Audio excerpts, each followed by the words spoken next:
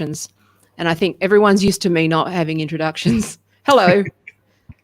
Welcome to Awkward Sauce. I should have just called it Awkward Sauce rather than something confrontational like Verboten, where there was actually a value proposition in it. But anyway, this is James, and I'm going to let James introduce himself, as I tend to do, because it's not my story. So welcome, James. How are you? I'm okay. It's pretty warm over here. So yeah, getting English warm though. English so warm.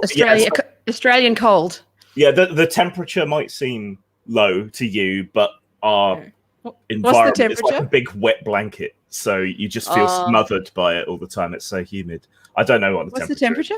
Is it in the 20s or 30s? Upper 20s, I would think. Oh gosh, that's winter. Come on. Once it gets over 20, I start having issues. Okay, introduction. I'm far too English to do these things. I'm far too self-deprecating. So what do I call myself? I'm a games writer, not computer games. It's worse than that. I design tabletop games like Dungeons and Dragons. That's even nerdier. Free speech advocate. I talk about men's issues. I've had several attempted cancellings, which always strikes me as odd. Because they're attempted cancellings, for things that I don't think are even remotely true about me. It's usually the case. Yeah. Actually, one fun fact, because we're all Munchkin nerds here, which I didn't realize, and I'm going to bring it up, which is that James also wrote the book that inspired, well, at least contributed significantly to the board game Munchkin, which basically is a game of cancellation of all of your friends at all times. So yeah, I love Munchkin, man. We're obsessed. So I've been a professional game designer for just over 20 years, 21, 22 years now.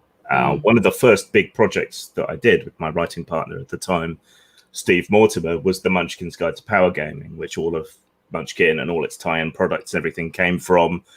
Essentially saved Steve Jackson Games' business at the time, but I don't see a penny. So subscribe to my Patreon. Yes, subscribe. All of us, I think James and I have a lot in common where we are, and his book reminds me, I've read his book, download his book, right, which is that we are muses. We're the quiet muses for all of these stories, and we touch all of these cool stories, but we never get the credit. And Jay, yeah, I empathize, man. the book she's talking about is Inside Gamergate, because I was quite heavily involved in Gamergate, because I was heavily involved in defending role-playing games and so on during the Satanic Panic and the Vampire Panic and so on. And to me, Gamergate was just another example of that. And I felt that there had to be a record of the other side of this argument, because most of the games media and the mainstream media took an extremely negative view of it, characterized it as a harassment campaign, and just didn't understand it at all. If you can't afford it, buying it, there is a playlist on my YouTube channel, which is Postmortem Video, all one word. There's a playlist for it, so you can listen to me reading it out. It doesn't have all the references that the actual book does, but if you just want to hear my side, do check it out. Yeah, I think a lot of, especially the feminists watching, who have been on the other side of, once you get called a TERF, I've said this in when I was introducing yesterday. I said once you get called one of the magic words, right, the thread gets pulled, and you have to start reflecting on all of the things that you might have been wrong about when it comes to the narrative. On many things, we're right on some things, and there's other things that aren't true. Gamergate is one where there is definitely an alternative facts, alternative narrative that I think a lot of us need to build some bridges with if we're going to be taken seriously, like move forward. And not be part of these ridiculous wars. Yeah, we've got to not let these thought terminating cliches actually terminate our thought, and we have to foster conversations, which is what I'm about a lot at the moment. Yeah. I think so much comes down to communication, and that people aren't speaking at all, or when they are speaking, they're understanding different things from the same words that are being used. So that's part of the reason I'm here. I'm sure there's plenty we disagree on, but I want to have the conversation. I would actually say probably not. When I think really at the principles level, probably not. You know, like I'm a theory person, and I will argue the theory, but in practice, I'm about living together and finding compromise and getting along and all of that stuff. So yeah, I mean, I think that's pluralism. I'm a pluralist. Yeah, if only more people were. Yeah. I think we've ended up at a similar position, kind of, around trans issues, but from opposite directions, though I wasn't always as accepting and understanding as I am now. But I think if you sort of drill down to what we actually believe and think should be done, I think we're at a similar position. We just come at it from different ways. Yeah. I think so. Yeah. So, so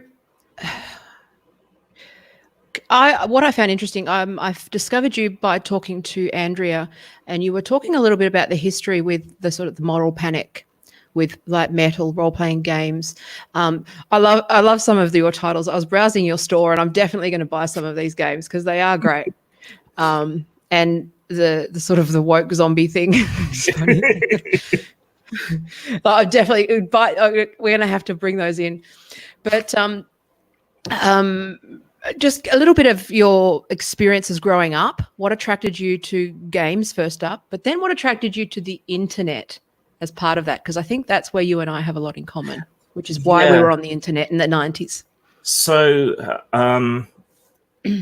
beard and everything notwithstanding, I don't think I've ever been particularly conventionally masculine in a lot of ways. I was always the quiet, contemplative nerd when everyone else was into sports and football. I just wasn't interested.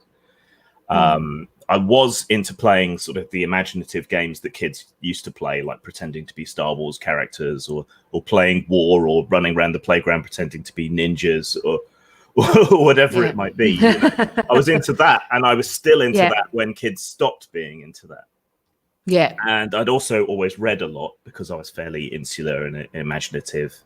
And the area, I live in the same area I grew up in, and it's Hobbiton, right? You know, there's thatched cottages, woodland, fields.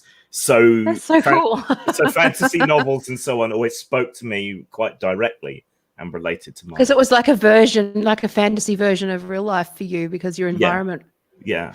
That's so cool. Yeah, and you have these little sort of magical moments, like my grandfather used to take me out walking in the woods up on the chalk hills here.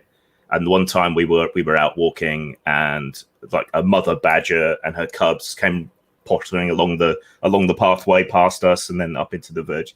You know, it's a magical time as a kid and living this sort of place. So there was a kind of direct relation between fantasy and science fiction and all these things and me. And then through that I got into games, starting with the kind of choose your own adventure books. Yep. And then the classics. Then that led me into the gateway drug to Satanism. That led me into role playing. Exactly. And then as I got older, right, and kids stopped playing games, they would still play role playing games with me, because it's like that's a license to be a child. It's a structure. There are rules. It's a bit more mature, and so that's kind of how I got into that. Then the internet, right? So my dad was a maths teacher. So having a teacher as a parent, not necessarily the best thing, because they make you do your homework and everything. But he was a maths teacher just when computers were coming into schools. Right? So there were no tech departments, there were no tech teachers in schools, and he wanted to kind of make that happen and take that on, because he saw the potential in computers as a mathematician. The appeal's obvious, but he also saw really early the kind of applications that computers could be used for to engage kids. And because he was bringing computers home and programming in games and things for me to play, he could see how engaged I was with that. And so he wanted to bring that into schools, but schools at the time were very traditional. They didn't want to do something new. You know, computers were expensive. They couldn't see the value. They still had the typewriting classrooms, right, with the electric typewriters and the. Did you have those? That's The slightly typing before my class? time, the typing class, slightly before my time. Yeah. So he wanted to do all this cool stuff with computers, and they wouldn't let him. And a combination of that, and I'm sure it's the same in your country, but education is always a political football. Yeah, whichever party comes in has to dick with it in one way or the other, usually for the worse. So he got frustrated and annoyed with that, and so he left and went into programming and so on full time. Oh, cool.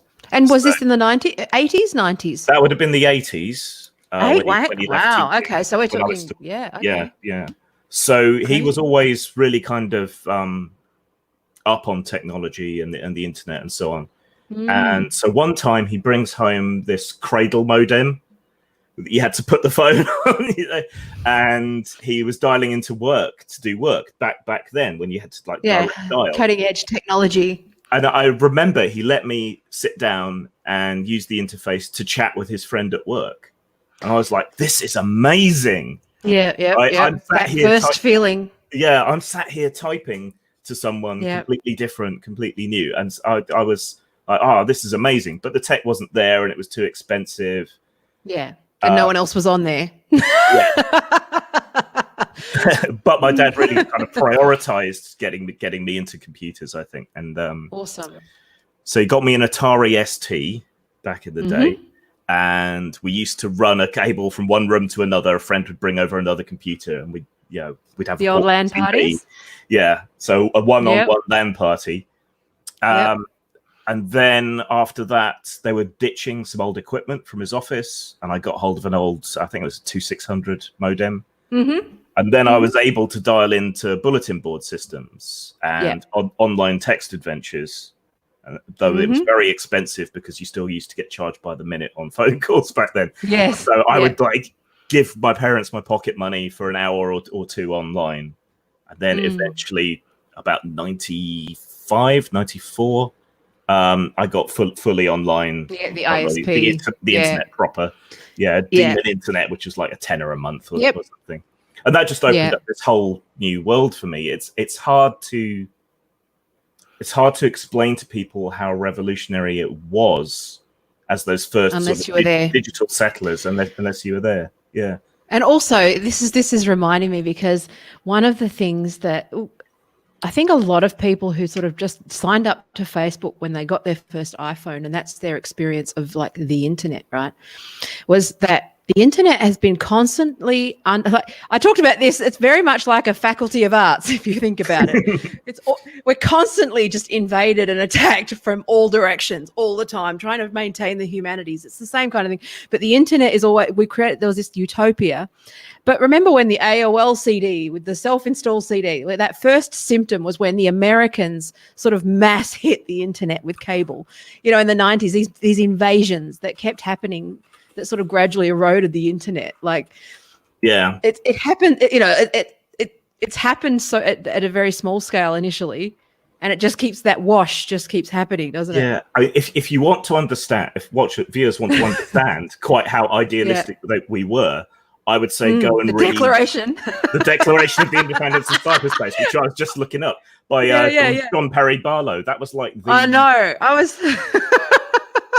There's a good reading by him online if you can find it. And it's just, I don't know, it makes me so sad when I listen back to that, and kind of angry. That was what we signed up for. Yeah. But I think those were the ideals that we signed up for, and it was what was sold to us, even up until probably late, like 2007. I'd say that this is, it went that long where those were the ideals that we sort of signed up for, was that sort of freedom of expression and privacy, anonymity. It's a sandbox of ideas. And also it stripped you of your identity points. Yes. So it's ironic that identity politics of all things took over the one with you made this point in your book. Matter. Yeah. It stripped you of all of those things, and you are only held to the value of your content. Right? That's Chan culture. We can talk about that a bit more too. Yeah. But anyway, sorry, you were telling your story. I just want to, because some people, this is a bit niche for some people. And it's just no, tapping into that nostalgia for people to really they don't understand. So I'm happy to toss around and for you to haul me up when I say something obscure. I'm fine with that. Okay, no, that's fine. But it is like people really don't understand that these are the founding. We had founding fathers of our own, right? Or ideals. Or even it was like we were the Native Americans, and then suddenly, the 7th Cavalry showed up. Was like, exactly. Leave us alone. And started tearing down all of our statues. Yeah. And took over, build a mall on top of it. Yeah. And started selling it back to us at a premium and kicking us out. I mean, there's the other sort of foundational sentiment of the internet that seems ludicrous when we look back on it, which is the idea that the internet perceives censorship as damage and roots around it. That seems stupid now, looking at the kind of way that we're living now with the internet. But it's become so. I think there's two aspects to that. I think social media has become what web portals. Do you remember those? It's what they wanted to be, because most people's experience of the internet is now curated through mostly social media. So mostly Facebook and Twitter, and if not those, Google, and then everything else is just this tiny, tiny sliver. So we're all slaves to one algorithm or another. And I think the other aspect was the internet does route around centralized censorship. So like people in China are using VPNs and so on to get around the Great Firewall. And if the UK ever does pass porn censorship laws here in the UK, it's going to be totally ineffective. It's only going to hurt people who aren't tech savvy. It's going to destroy a lot of women's businesses, but it's not going to hurt the people who actually want to consume the product. But what we didn't anticipate was that everybody is a censor. We all live in this kind of social media panopticon where everybody is policing everybody else all the time. And that's far more insidious and far more effective than any kind of centralized censorship. So inform on your friends. Even the self-censorship. Yeah. Just this notion of like the personal brand becoming an individual as a concept, where you are constantly having to be be a PR person and a risk person all of the time. I'm seeing this with my favorite musician today. Finally, like just the self-censoring, and it's like, well, you didn't need to do that. I understand why, but at the same time, I'm a bit disappointed because you don't realize how this goes. But at the same time, I think it's but it's even just self-censorship. Like I can't say even Twitter. When I first signed up, Twitter was pretty free. Like old tweets are the thing that are killing us all because they changed the deal on us. They pivoted. They changed it halfway through, and now half of the shit that you wrote on Twitter when the rules were different can now destroy you. It's astonishing. The problem with that is, social media is really immediate, like conversation, but it lasts forever. So. Yeah.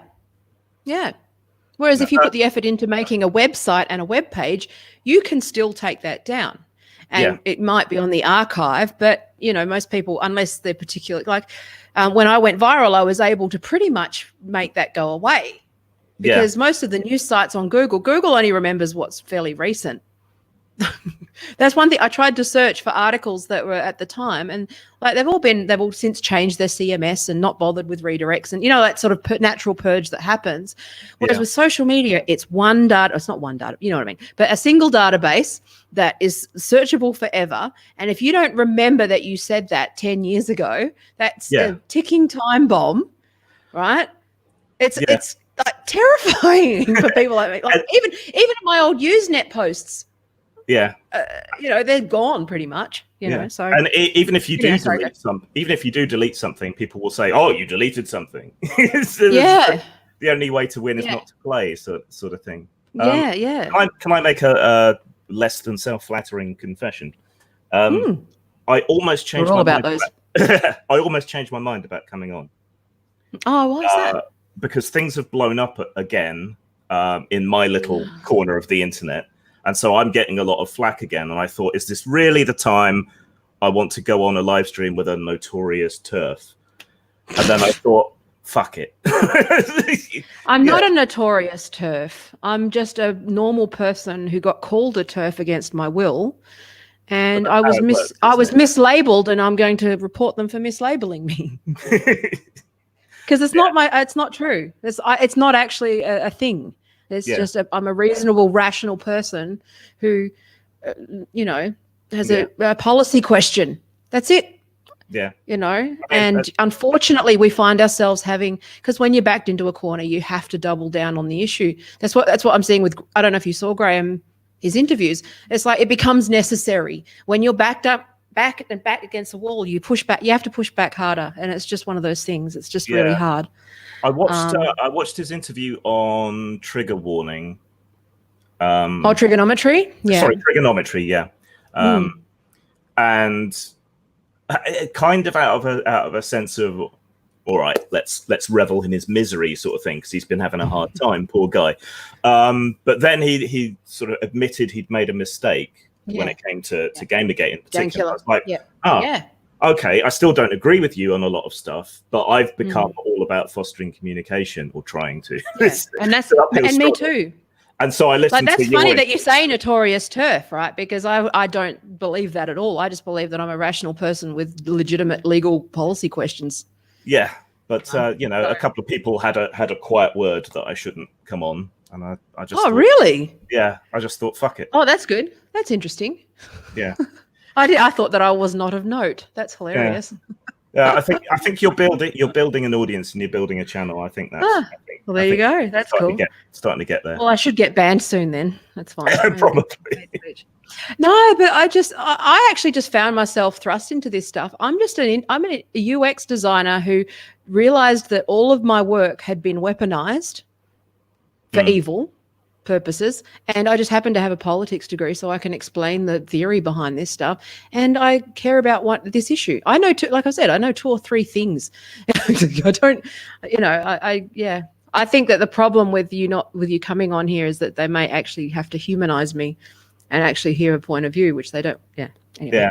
Well, and I'm hoping that some people, I mean, I'm not that notorious, but I'm hoping that some people from the other side will come and see what I have to say because I'm on. That's right. That's all we can do. And we can disagree. And I think we can also just let things go and know that we're not going to agree on the porn thing. We're just not going to, because we have a different view. And we just let it go, and we'll talk about something else. That's what people do in a normal situation, okay? Well, yeah. So we just sidestep it and try to find common ground. That does help explain where I'm coming from. So we can take that specific incident and ignore it, but we can look at the broader point, which is that I'm very much for free expression and sexual expression. But I have complicated views on that, which is the fact that I think that I again, it's more about being pragmatic, pluralism, right? Which is that there's this view, and there is data that, trafficking, controversies with Pornhub, those sorts of things, right? Yeah. I see them as problems to be solved.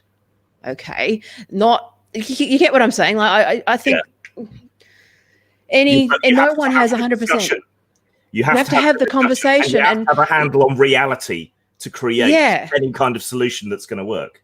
We're not going to reasonably stop the consumption or sale of porn, right? But I also think that whitewashing, it's like pretending we're all working with tech that's made in sweatshops, right?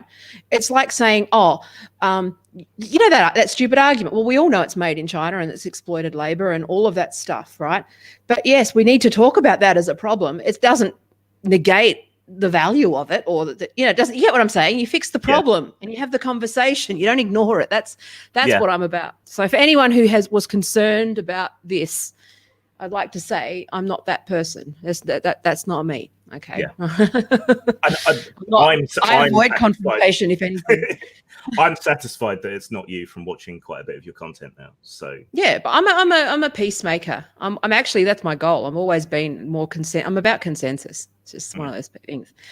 And are you a Simpsons fan? Yeah. Well, fan. I'm a screamer pillar. The screamer pillar?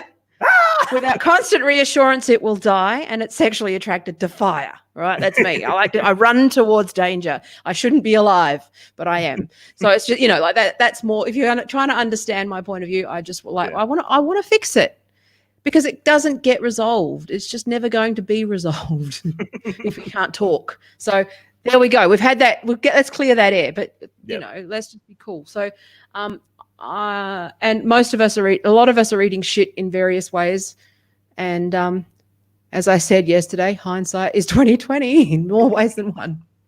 Right, it really is. So, but anyway, so let's just talk about so you're with the internet, the old school, the declaration. So think of it as we started our own nation where no identities existed. Yeah. Girl, like for me, with the internet for me was I wasn't a girl on the internet. I was anybody. I just wrote what I felt like writing. I created shit without all of the other stuff, the other social stuff that went with that, right? I was like a head in a jar. I love the idea that I was sort of stripped from me, the person. I was in Perth, Australia, which is a mining town, and could go and play in the world and have ideas and have conversations and create and have fun, write jokes. I've always just been about writing fucking jokes. That's why I'm a troll. And, the old fun troll that used to it's all about the joke, right? Yeah. And so that leads to the next bit, which was Usenet. Did you see this stuff, these tribal wars during Usenet? That sort of the early simmerings of SJW versus 4chan, or it started with the evangelicals, didn't it? During 9/11 was a real turning point where I think that's what I think it really turned. I mean, there used to be wars between groups on Usenet, like the atheist news group would go versus and Christian. Invade like the anti-abortion group, or the evangelical Christian group, but it was kind of all in good fun, and it would come and go, and they would come back the other way, and nobody took it that seriously. Yeah. I mean, well, that's what I said about this whole doxing thing. With the worst thing that would happen was that you'd get hacked and the website would go down, and you'd be like, "Oh fucking hell!" DDoS attack every so often, or you'd get a pizza show up to your door that you didn't order. It was just a bit of stupid fun. But I realized that maybe we turned a blind eye to that, the potential for that to go wrong. To an extent, but then. The psychology of trolls, even back then, is that you're being disingenuous deliberately in order to try and engender a reaction, and it's all about the reaction you can get. And if the troll doesn't get the reaction, then they lose interest and they stop and they go somewhere else. And we used to understand that as sort of nascent internet culture. It's like, oh, I've been trolled. All right, let's just block him and go back to what I'm doing otherwise. That doesn't seem to happen anymore. I don't know how this generation has grown up without understanding the psychology of trolling. Whether they've been insulated. Just imagination versus being extremely literal. Yeah. But I mean, if 4chan can convince people that the OK symbol is a white power symbol, or that drinking milk is a white power symbol, and it gets on the mainstream media and people are serious about it, and there's big articles being written about, oh my god, there are fascists everywhere. Of course they're going to keep pushing that. Yeah, keep doing it. Keep rewarding them. You keep giving them exactly what they want. And the trouble is, they escalate it for the bigger high, the bigger dopamine hit, right? Yeah. So it just gets, this is how you end up with like full on brigading, full on swatting. Yeah. Because eventually just ordering pizza to a house, it becomes boring, and it needs to have it needs to progress. Yeah. To get the same high. I think why this is happening, this is just my off the top of my head theory, is what I call symbiotic trolling. So the trolls, the trolls, they troll people to get a reaction, and then the media seizes on it because this is a crisis. This is great news. If we play this up even more, there's a victim narrative and a story. We'll get clicks, we'll get attention. Yeah. So they ramp it up, and then the trolls are like, "Wow, we got a great reaction. Let's ramp it up." And then the media's even more of a panic, and it just ratchets its way up because it's. And then we build a whole industry around it and an economy around it. And it's a Patreon account linked to it. So if you troll an online feminist, right? If you just turn up in her mentions and flood her with misogyny and nonsense and pornography, the trolls are just doing it to get a reaction. But that feminist may well be able to monetize that harassment. So that's another way that. And that was what I noticed. That was me. That was where I woke up to what was going on when I saw Jezebel sort of act like the victims when they were clearly just. They were really running with it, and it's like, because again, coming from from Usenet, it's just like, fucking hell, they're trying. Just don't give them what they're looking for. They want you to write 17 articles about them. That's what they want, you idiots.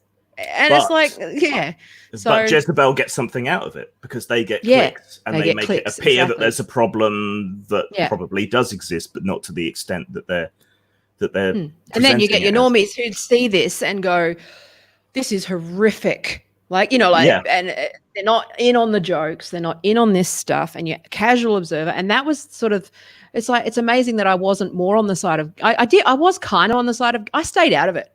To be honest with you, I just observed the whole thing because I just saw it was a train wreck. And I just went, I don't fucking know what's going on here. Because what I differentiate between sort of the online feminist, right? Which is they're just purely online and they come from Tumblr, they've built Instagram fucks, right?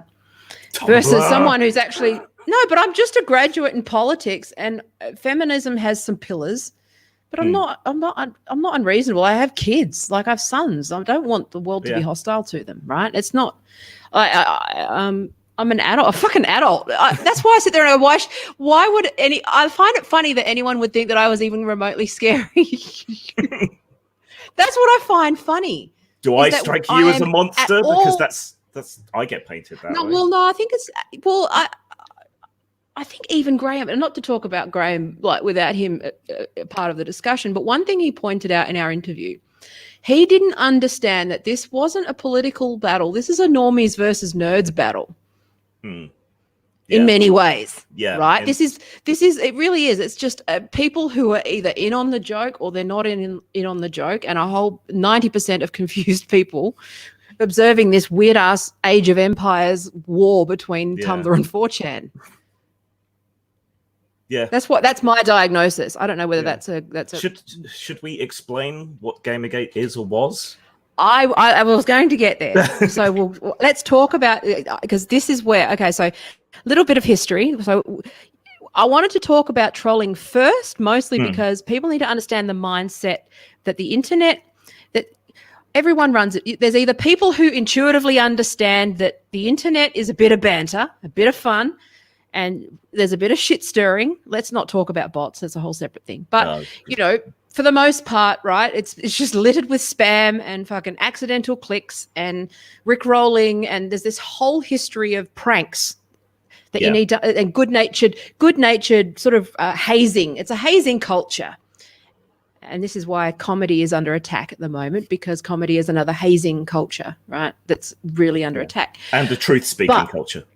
And the truth, of course, yes. And but that's really, really important to understand about the internet pre-9/11, was that 9/11 was where I saw this political shit get crazy and get intense, and like everything became about politics all of a sudden. Everything became, because the Americans also all got their AOL discs. And it became easy to get on the internet. The internet became a utility rather than just something that you played with. And the mass invasion of the AOL.coms. Is that fairly correct? Yeah.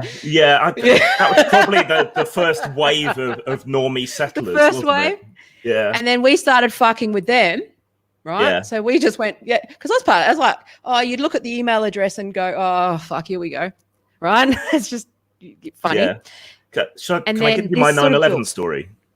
Yeah, it kind of relates. So I was working in an office for a recruitment consultancy at the time, doing web design for them. And so the news came through, and the TV was sort of wheeled into the office so everyone could keep up on it, and all the radios were on. And I think this is one of the first things we ever watched that was streaming was American news, because we had a nice fat internet pipe at work. And just nothing happened that day. We were all just glued to our televisions. I was sat on Internet Relay Chat, IRC, because I had loads of American friends involved in the role-playing society that I was a part of at the time. None of the cell phones were working, so nobody could get information about their friends in New York. So we were acting as like a sort of internet chat hub to let people know that each other were okay, and you know, where they were, what was going on, and to get news, because some people couldn't even get any news. But that's when I first noticed something. So a lot of people were asking, "Oh my God, why did this happen? Why do they hate us so much?" And you shouldn't have. We shouldn't have told them. I shouldn't have told them. You know, because yeah. Sorry, I just knew where this was going. I was like, "Don't answer that question. Don't." But I did, right? I did. I said, I was up on the politics. I've always followed politics and history. So I was like, well, the world hates you, mate. Yeah. The CIA used to back them, and then you pulled out, and you were all for them when they were against the Russians, but then you kind of hung them out to dry. Yeah. Nobody wanted to hear it. It's like that cartoon. No, we didn't read the room. Yeah. It's like that cartoon. You know the one. It's like, I'm mad. Yep. Here's a solution. I don't want a solution. I want to be mad. No, and understandably so. I think that with the benefit of hindsight, like I didn't know I was autistic, and I didn't read the room. I wasn't good. I think the internet depersonalized that conversation where it was like you're so used to freely being able to express your opinion, but we didn't really know to read the room, and that the energy shifted, and there was an energy shift and a tribal thing that happened out of that, and that imploded a bunch of things. I think the anonymity and being judged by what you've actually said is a good thing, but you do lose the nuance of body language and tone. That's part of the reason I started my YouTube channel, was because I felt I was being misunderstood in text. Same. Which is a horrible thing for a writer I come across to as admit, incredibly aggressive. Oh, people used to say, "Oh, you're really kind of chill and nice." I was reading your emails. I thought you were some kind of rah. Yeah. People miss it. But so I saw this happen, like that real shift into tribal war, unending fucking tribal war. I'm not talking about the holy wars of programmers, because they're epic as well. But there's many epic individual wars that follow the same pattern, right? Yeah.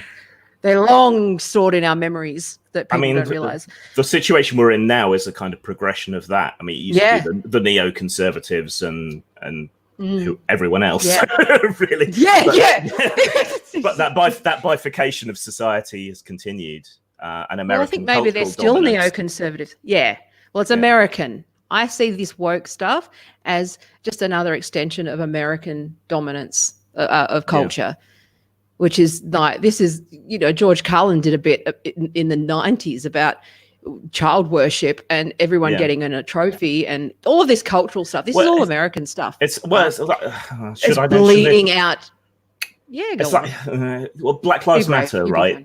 The situation, the racial situation in the States is different to everywhere else. Yeah, well, absolutely. We've all got our problems with the Aboriginal community in Australia. Is that the right term? Yeah. Aboriginal? Okay. Yep, that's right. Never sure. As far as I know.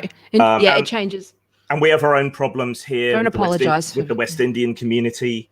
We've all got our own issues, but they're different. The American cultural context and racial context is different to everywhere else. It's different. So BLM doesn't translate. It doesn't. It doesn't work in these other contexts.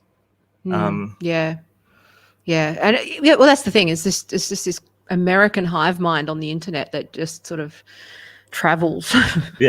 And because I call them the loud chewers of the world. They're just kind of always there going.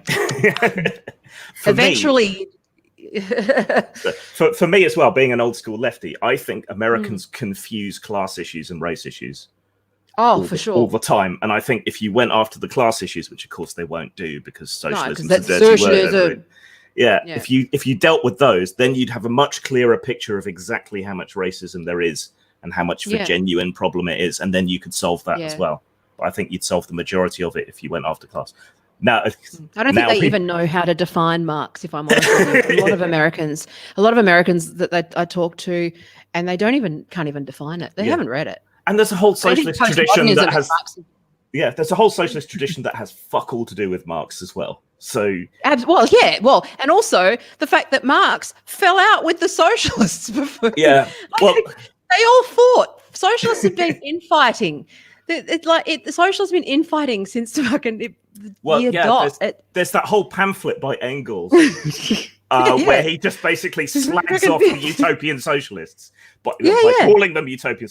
Our form of socialism is scientific socialism.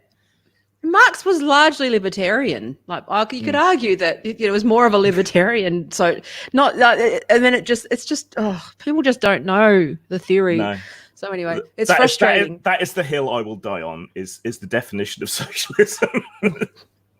They just don't even know what it means. On a mound of libertarian bodies, I will stand to the last. But even libertarian, that's been marrying this with political parties was a mistake because like libertarianism and anarchism were synonymous. Yeah, in terms of definitions.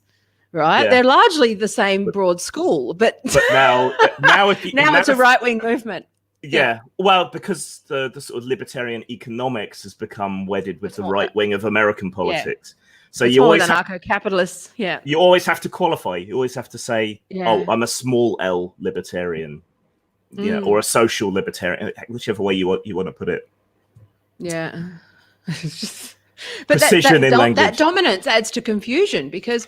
When I have a degree in this shit and I still, I've still got to look stuff up, right? And we know this. Small percentages of the population actually really are engaged with political theory. They don't know how these things work. They don't know the difference between local and the federal government. How are they going to know when an American says Marx that they mean it like a slur? Versus it being a school of thought, right? I have become convinced that this is the root of a lot of problems. I studied communications, which was thought to be a bullshit subject, right? It's not an easy class to take. But I swear to God, even though I don't believe, that I have had more use out of my communications education than just about anything else I learned at school or college or anywhere else. Yeah. Because reading media studies, and all of that stuff. It kind of inures you to commercials in a lot of ways because you're analyzing. Why have they put this in this slot? What kind of audience do they think is watching this? And you go into sort of analytical mode, and it doesn't make you want to buy the thing necessarily. But you've got the message that you're trying to transmit. You've got the medium it goes through, and then the person receives that message, but they may not receive the same thing that you mean. So to choose a politically neutral term, right? So as an atheist and someone who follows science and so on, when I say theory, I mean a tested and confirmed hypothesis. But when a lay person hears theory, they hear guess or idea or conjecture, and you have to define your terms. And so and that's why making sure that I stay on theory has been really hard to do. But this is behind a lot of the problems. Like you say, racism. When I say racism, I mean prejudice on the basis of race. Discrimination. Discrimination, prejudice. But someone else would say, "Oh no, it has to be that and power." And so there's immediately that's where it's fallen off as well. Yeah, but you see that all over the place, and then dog whistles as well. Most people aren't that deep into the politics. They don't understand what a dog whistle is. So, for example, right, as an author, I intersect with a whole bunch of other communities, including romance authors, and quite a lot of these. That one's been going nuts as well, hasn't it? But quite a lot of these, pretty sweet women are saying things like, "Of course, Black Lives Matter. All lives matter," not understanding that all lives matter is taken as a dog whistle to the alt-right. The sentiment that they're expressing is a good one, that everyone is equal, everyone should be treated the same, everyone should be treated fairly. But then they're being savaged and attacked as if they'd posted, you know what? Yeah. I think Hitler was right on a couple of things. And it's... Yeah. I think that's the turf wars is one of those really massive misunderstandings. It's a fucking huge misunderstanding, right? There's a bunch of crazies on one side. There's a bunch of crazies on another side, right? But in the middle, most of it is just actually just loudly fucking agreeing. Yeah. And it's just like, well, sex and gender aren't the same. They delineated, and sex-based rights are in conflict with gender identity, which is a new and emerging category, right? The history of the word gender is that it's always the fucking American conservatives that do this. Which is that they conflated those two terms because they were prudish about the word sex on forms. So they saw, let's put gender instead. And this all went, they fucked it up for everybody. And then there was this mass confusion, right? Yeah. And it's like the feminists are going, no, we've always just said, look, gender non-conforming kids, we watch and wait. Okay. I don't necessarily agree with I'm not going to debate the existence of trans. I'm not qualified to do so. But what I am going to say is, like, in my area, I believe that, women suffragettes fought for certain things and they're in conflict with this thing. And this is a no-go zone. This is not negotiable. Okay, how can we figure out a solution? And that's hate speech. It's like, what the fuck are you talking about? When all this kind of started to hit my consciousness, I thought, I don't know enough about this. I've put a few feet wrong. Hand up, I said some pretty insulting things to some trans people, and when I kind of got involved with men's rights and through men's issues, I kind of went overboard, and I've had to sort of rein it back a bit. But when we all do, though. When you're under attack, you're not your best self, right? I think that's the thing. We all misbehave when we're backed into a corner. So when you're attacked, you defend. It's attack and defend dynamic. Right. Anyway, but I went out of my way to try and learn about this. So I followed a whole bunch of more radical feminists that I wouldn't normally pay much attention to, and I followed a whole bunch of radical trans activists who I wouldn't normally pay much attention to, and I just watched what they were saying, and I tried to ask questions. And the more I asked questions, the more they blocked me on both sides. Yeah, that's what happened. Until nobody was left. I'd insulted both poles completely. But what really pissed me off about that was, here I am. I'm trying to learn. I'm trying to understand your point of view. And time and time again, it's not my job to educate you. Well, are you a fucking activist or not? I'm an activist for secularism and freedom of speech. It is my job to educate people and to make the arguments. Yeah. But both sides just... The other option is to just not speak. That's a good... You know what I mean? Like, for most people, it's like... That's not me. No, I mean, if you don't know, like, one of the things, like, and I know that this, what you were saying before, is that, and I've said this before, I will only defend stuff I've said. I'm not responsible for stuff other people have said. Like, since when is that a thing? Yeah. Like, I'm not responsible for every other feminist on Twitter. Like, what the fuck? Like, it's just that, being responsible for your entire... that's a relatively new tactic, though. They've started going to your friends and saying, did you know this person you're friends with is problematic or a degenerate? As the case may be. Most of my friends would go, tell me. Yes. If they can't get through to you, if they can't apply pressure to you, they go to people around you and get them to cut you off. It's shunning. It's cult behavior. It's horrendous. Yeah. And that's the stuff that I think, and the early signs of it I think that's where you need to cut it off early. You can't, like I actually said this, it's like, like a zombie. There's always that idiot in the movie who sympathizes with they see their friend or family member and the human they used to be. Yeah. And they go, I'm going to help them. And they either end up joining the zombies or they die brutally. Like, there's only two options. You need to just walk away from the zombie. You can't. You can't like engage with it. You can't give them anything, Now we've had the Rona. I think we know that people would be out protesting for their right to be bitten. So,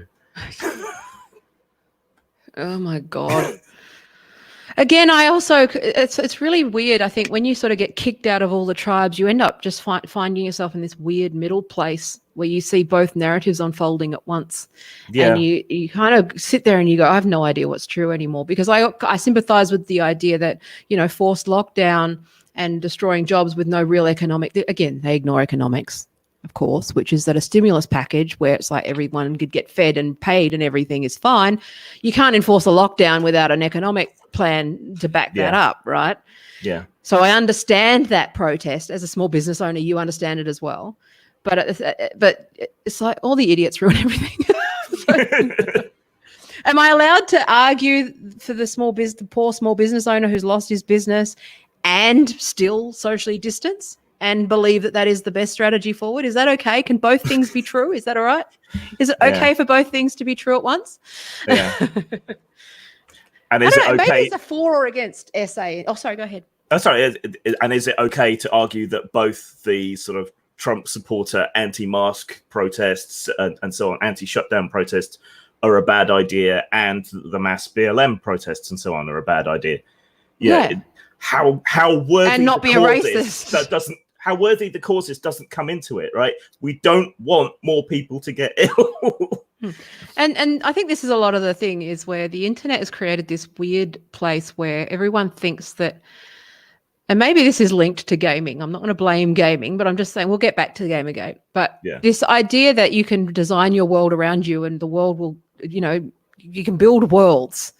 Right. That people are just, they think that they can just imagine the world. Again, raise a generation of kids where you tell them they can be anything they want. And this is the natural conclusion to that, which is that they go, well, material reality isn't important. I can just be whatever I want and say what I want and do what I want. And there's no actual reality involved because I can just design my world. Yeah. I'm just saying, I'm wondering whether there's something subconscious there. Where I think they've internalized that. I think it's natural. I think it's the path of least resistance to want to be around people who broadly agree with you and broadly share the same worldview and so on. And that used to be fine because media sources were striving for neutrality. You would have to meet up with people who believe different things at work or at school or wherever else. But social media is now so much of a lot of people's lives, and that's curated either by you or by the algorithm, which will show you more of the things that you agree with, that we're all in these little echo chambers and bubbles. I'm cool with that as long as it's fair. I strive not to do that. I strive to pierce my bubble and to interact with people who disagree with me and have different viewpoints and come from different countries, but it requires effort to do that. It's very uncomfortable. I've had to just get to a point where it's just, this is unhealthy and unfriend, and I really didn't want to, but it does take a tremendous amount of emotional energy and charity, especially if we're talking about a cult, right? Like one of the things that you do when you've got a family member or friend in a cult is that it takes patience. Yeah. And a lot of patience, right? And everyone's got a line as well. Everyone's got a line of tolerance. Exactly. That's something beyond that. That's beyond the pale, and you can't have it. Yeah. But I'm not even opposed to the people being in their own bubbles. I say you do you. Maybe I'm just more about more of a individualist than I thought I was, and it's more like, well, your rights extend so far as they impact mine. And if Twitter creates two separate bubbles that clash from time to time, that's fine. Just don't fall on one side of it. Like that's the thing that annoys me. Like that's that they're taking sides on the debate. And I'm sure that we can get back to Gamergate with that one now, because when you get slandered with the alt-right thing, you've had multiple bans, I believe. Is that changed?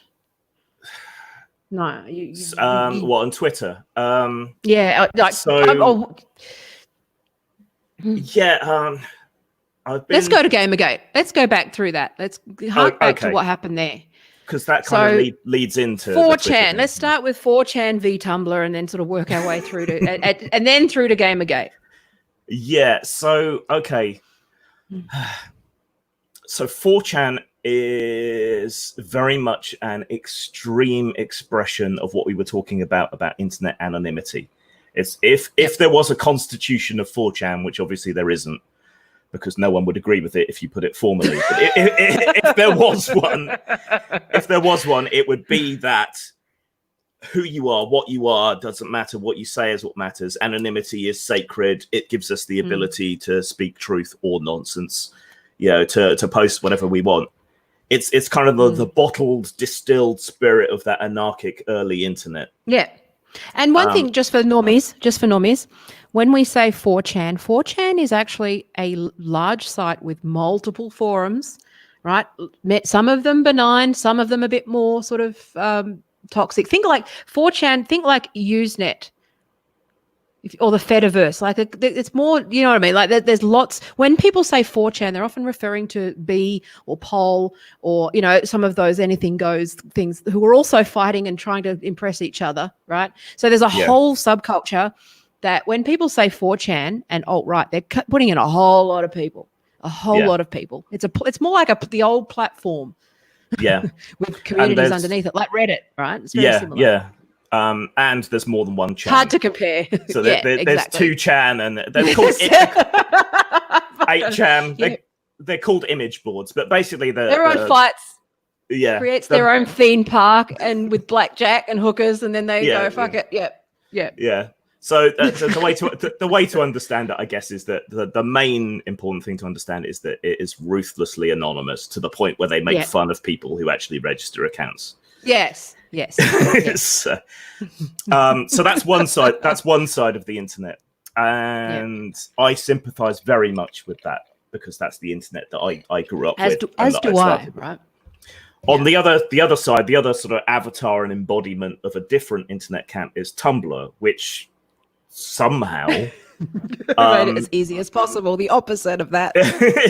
Somehow, I don't know how. Opposite. It got really dominant, but the kinds of communities that erupted on Tumblr were more like support groups. So you would have lots of gay people on Tumblr, you'd have lots of trans people, you would have lots of kinky people, my people. Well, because it wasn't easy. It was like a microblogging fused with blogging. So I can see where from a technical level that took off for support, because what it did was it enabled you to write a thing, post a thing, and receive instant validation and make it easy to share, easy to travel. Like Twitter's going through the same thing. It's like Twitter if Twitter had WordPress. Yeah. So it was like a fusion between Twitter and WordPress, which is a fucking nightmare. Yeah. It's ripe for that stuff. Yeah. It was very image based, which I think brought in a lot of the more artistic communities and so on. The more and porn as well. Yeah.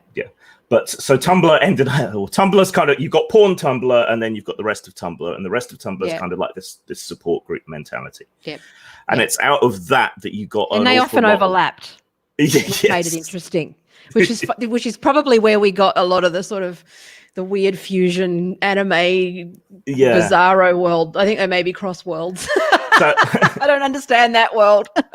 I think there's something healthy to be said about both, right? 4chan's absolutely, but 4chan's ruthlessly Darwinian sort of meme production and Tumblr's support group, but both go off into extremes that aren't necessarily so good. I mean, 4chan was basically don't expect any support at all and just be roasted mercilessly.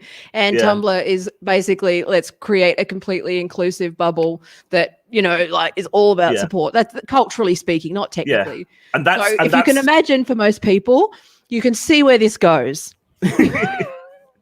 So Age of Empires, they're just two separate tribes sort of gathering wood, building their own little things. So I want to just briefly get into the extremes of the two. So 4chan tries to defend itself from normal people being involved by being as offensive as possible. So if you don't if you don't get it and you go to 4chan and you see all these racist memes and fag appended to everything, you're going to be horrified, throw up your hands and leave. And that's how they like it, because there's actually a whole vernacular attached to it, which fag is what I can't remember. It's just any name fag if you've registered an account on there. Normal fag if you're not weird. It was imagine it was built by an 8-year-old, like 11-year-old gamer boy with his sense of humor. And I know this, and I mean that with love, because I've got one of those. But most of it, lots of fart jokes and most shocking of it is the parents. Mask. it's a front to keep people out. Now you go over to Tumblr, and the way extremity expressed itself in Tumblr is things like headmates and people who think they were animals in a former life. Yeah, all of these kind of things. Fan fiction, the fandoms and stuff as well are a big factor of it. Yeah. And then the two started to sort of collide, and then that spread out to the rest of the internet, because 4chan is all about mocking you and poking holes in your ideas and trolling you for the lulls. And Tumblr's all about, hugs, everything's fine. So they're a target. Yeah, so they're an obvious target. It's that same symbiotic thing that you were talking about before, that first real symbiotic, that without one, you can't have the other. Without capitalism, you can't have Marxism. Same, that weird symbiosis, right? That they feed off each other. And they wind each other up. Yeah, and the trained eye, but the trained eye doesn't understand that what we have in Chaz in the real world is kind of a progression sort of that. It's like the bastard child of this war, right? That's what I find funny and amazing. It's amazing. But anyway. Yeah. So go ahead. That's kind of background, I suppose. But trained eyes can see this. So you need to know this for context for Gamergate. Because Gamergate, there were little wars, like little trolling wars, and these little things, little events that most people wouldn't have been on your radar. So I guess Gamergate was the thing where it really hit that mainstream. But it's also the history of game journalism. So go into that a little bit first. Right. Because gaming is for weirdos. That was, I know that I'm just saying. Not anymore. I mean that in a nice way. I mean that in a nicest way as a weirdo, right? And as someone who grew up with games, found a social life through those channels, online gaming, and it's something like I'm seeing under attack with all of this hate stuff with Steam. I have sons who game, who play GTA and stuff, and they're under attack constantly, right? Yeah. So I'm saying this with love and kindness. Okay, that I am sympathetic, that when I say game, I own the weirdo thing, the weirdos and freaks thing, right? So I mean it in a nice way, right? This thing. Okay, very, very, very brief. I needed to clarify that in case I get some shit. So very brief potted history of computer games journalism specifically. Yeah. So at the beginning of home computers, you had to program everything yourself. You often had to build your own computer from a kit. There was a very high bar to entry, and it was sort of technical electronics hi-fi magazines that would talk about it in very sort of dry technical terms. 25,000 lines of code. Yeah. And then next month you get an issue saying, "Oh, we made a mistake on line 275." Yeah, I have it. One of my first videos was telling that story, where I bought a book and it had a typo in it. I spent 6 weeks typing the fucking thing. And then they said, "Oh, no, we recalled that book. There was a typo in it." I was like, fuck. Anyway, that was... So, then computers got ubiquitous enough that they could support their own ecosystem. So you started getting specific computer magazines. And they were still fairly technical, but you started getting commercial release games and so on, and they would review them. And the reviews were generally pretty technical. These graphics push the ability of the computer to render them in a good way. The beepy boopy music is actually quite catchy, and those sorts of things. So it's a very sort of dry, technical sort of It was about the game. It was about the game experience too, though, wasn't it? Yeah. Then we entered an even more commercialized period when the first consoles like the Nintendo and so on came out, and those companies brought out their own magazines to boost their games and so on. You didn't get reviews, you got adverts, really. Yeah. And everyone kind of accepted that. If you buy Nintendo Power, you know that it's going to be, yay, Nintendo's awesome and can do no wrong. That's you know what you're getting. So those magazines were basically like the Kardashians of the you knew that everything was a paid promotion, right? Yeah. Now once sponsored posts. Yeah, so it was still really a sort of enthusiast press, but the commercialism was starting to come in, and you still had independent magazines that were there by enthusiasts who were really into the games. Then, I guess around the era of the first PlayStation, gaming really became commercial and could support a larger ecosystem. And then you had just for the other people, this time-wise, this was about the time when, GameStops and those sorts of things, they really went retail rather than niche, didn't they? Like they had purpose-built. I used to manage a Games R Us in Australia with the PlayStation 2 came out Yeah. So, so kind of so it went mainstream, right? Yeah, kind of in that PS1, PS2 era. Yeah. That's when the company started to make like movie industry money of things. And that's when the enthusiast press started to get corrupted. I mean, there'd always been things about like the Nintendo money. Power.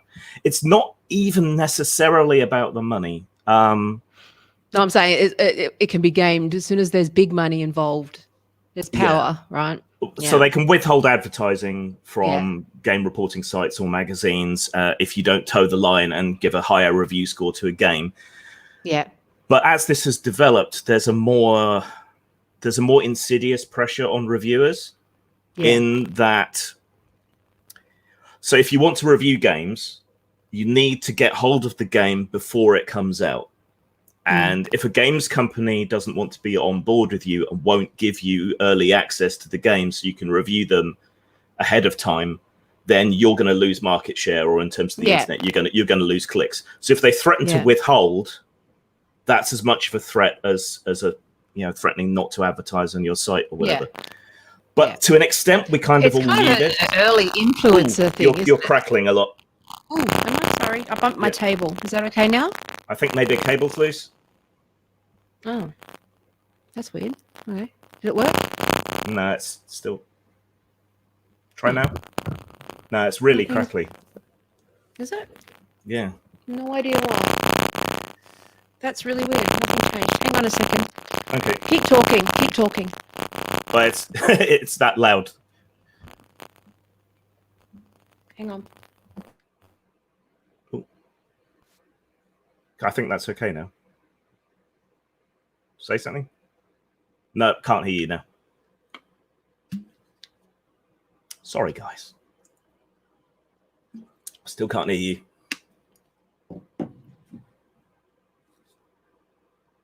No sound.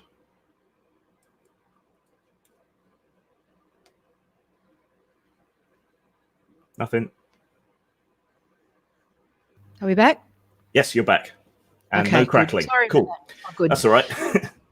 So what was I saying? Must have just done something. Sorry about that. So you were talking about. I was actually about to say that this is sort of the early influencers. You know, the Instagram, the sort of influencer idea where that preferential treatment, early release stuff. It seems like, because I worked in marketing and advertising, like, you know, that's where a lot of influencer marketing really bred that ground, didn't it? It was very early days. Where you create this sort of casts, you know, class and underclass, right? The elites. Yeah. I guess the kind of you would know them as blue checks. The blatant commercialism really kind of reached its peak with Dorito Pope, I think. Yeah. Which you'll have to look up. I don't even know if I can explain it. No. Just blatant tie-ins and branded content. Yeah. Yeah. Yeah. But we kind of all knew. Stuff. We kind of all knew this was the case. And you just kind of like, whatever. I'm not going to pay that much attention to the scores, but I might read the review. So the average computer game review score has been perverted so much by all of this that the average is 7 out of 10, not 5 out of 10. So take that for what you will. But then we had the rise of indie games, and sort of indie game studios did not have the money to corrupt the system, and a lot of the people involved in indie game studios kind of held themselves up as being to this higher moral standard. And the people that were reviewing them were saying, oh, this is a really interesting, like, artistic movement. And Gamergate is really, I guess, about the realization that they were still all on the take or in each other's pockets or, you know, giving boosts to their friends and so on. I guess that's... There's parallels. There's parallels with the blue check there that... It seemed like they were sort of creating that sort of elites versus like the rest of us, and there's different rules and so. And there was also the rise of both the reviewer and the indie game developer who would decry the mainstream games and start saying in Tumblr language that they're problematic, that they're sexist or they're racist, and also making a lot of the same arguments that the evangelical right used to about heavy metal and Dungeons and Dragons and tarot cards and whatever else. Yeah, that this. And anyone who's lived through this, anyone has seen this before. Like for me with comedy, I go, That's 7 dirty words with Carlin. This is comedy. This is the same battle. This is why Lenny Bruce was in jail. And you see the pattern. And if you've lived through it before, you go, it's recognizable to you. Yeah. Now, what's going on, right? What makes this even worse is that back when Jack Thompson, the American lawyer, was calling games like GTA murder simulators. Yeah, right? I remember that. The outrage around games banned. At that Postal time, 2. Remember Postal? Yeah. but at that time, the games media united and told them to fuck off, as did all the games companies. Yeah. This time, the games media was on board with the critics and the people saying these things. And a lot of the companies kind of went, oh shit, and buckled under and just reactively started self-censoring and so on. Yeah. So there's Postal a lot. 2 was one of the last big. I think GTA 5 it's GTA. I mean, it's not ideal, but it's one of those. Again, Borderlands and so they're all equal opportunity. Like that's one of those things with games where it's been equal opportunity for some time. But Postal 2, I remember because Postal came out and it got an R rating. It got banned here because we have you guys have censorship. Yeah. So, but it's Streisand effect. You just fucking then you just didn't pay for it. You just downloaded it instead. It's like okay, then I'll get that for free instead. Good strategy. That's why I have the same view about porn. It's like if you ban something, it makes it worse, and you can't regulate it. Right? I have that view about everything. But with Postal 2, they doubled down. Remember when they actually went? They made it worse somehow. You remember? I don't know if you know Postal 2. Yeah. But that was one of the last great, and Carmageddon and some of those really last great games where they sort of didn't capitulate. And GTA have been pretty good at pushing the limits, but I don't know how long they're going to last. Yeah. I mean, I don't know. Rockstar's such a juggernaut of a company that I think they can afford to just tell people to fuck off.